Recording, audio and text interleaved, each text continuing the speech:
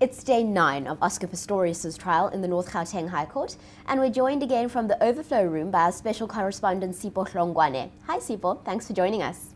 Thanks. So Sipho, court opened again today and there was a door and a cricket bat next to the witness. What happened? Yes, we still had testimony from the materials analyst from the SAPS forensics department, who was still taking us through his version of what he thinks happened to the door and the cricket bat. This is obviously the door that was locking the toilet where River Steenkamp was shot in. And he was still talking about, basically matching the marks on the cricket bat to the marks on the door and, taking us through what he thinks happened. Barry Rue for the defense was challenging him on certain points.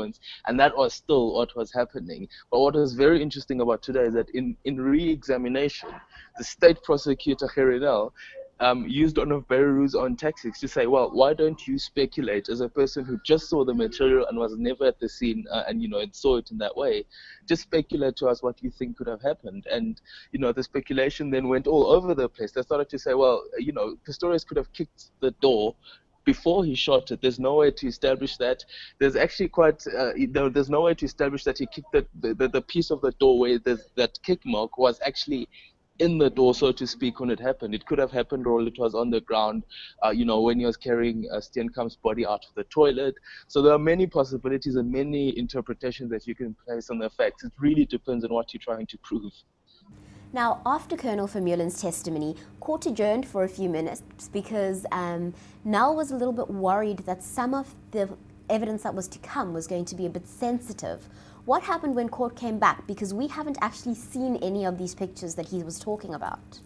Yes, and before that adjournment happened, while he was trying to show something to Vermeulen, he quickly scrolled through all these photos, and suddenly we saw, for a few seconds, we saw a photo of Steenkamp's body, and of course that set of Oscar Pistorius vomiting again. It was deeply unpleasant, and in fact, you don't even have to see the photos of the body. You can see photos of the blood that is all over the toilet.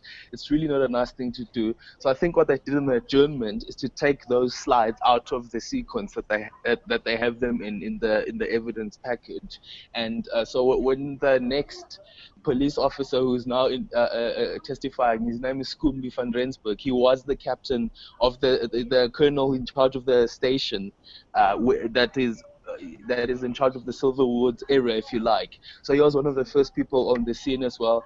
And so when he was testifying, and he's been doing so in the later parts of the morning, he could look through an album, a book, where the pictures are still there, but they won't show them on the screen. They've switched off a screen next to Pistorius that sort of was right in his face.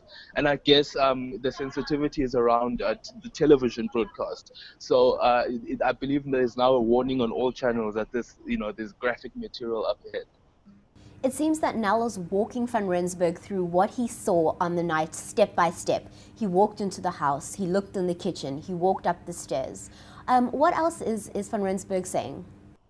Well, he's basically establishing the timeline for when he arrived, what he saw, who he talked to.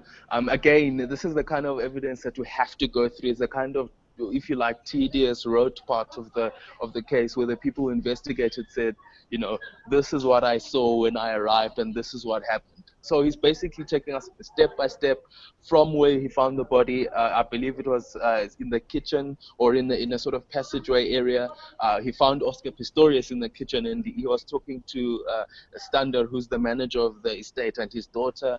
And then he and a colonel, a constable who were there, were then walking upstairs. We broke for lunch just as we were about to open the toilet door, if you like. So I imagine after lunch we're going to have to see those horrible bloodied pictures. It was a bit of a cliffhanger, wasn't it? It was a little bit of a cliffhanger in the worst possible way. Now, it's the 13th of March today, and the court dates were set from the 3rd to the 20th of March, but it doesn't really look like we're going to be done on the 20th. What will happen if court runs over? Yeah, I don't believe so, no. There are still hundreds of witnesses that can still be called. We need to keep remembering that. And I don't think we've gone through 15 of them yet. So there's still a long way to go. I believe that the court will then, after the 20th, they'll just run indefinitely until the trial is over. I believe that they've made provisions for that to happen. Sipho Hlongwane, thank you for joining us. Thanks.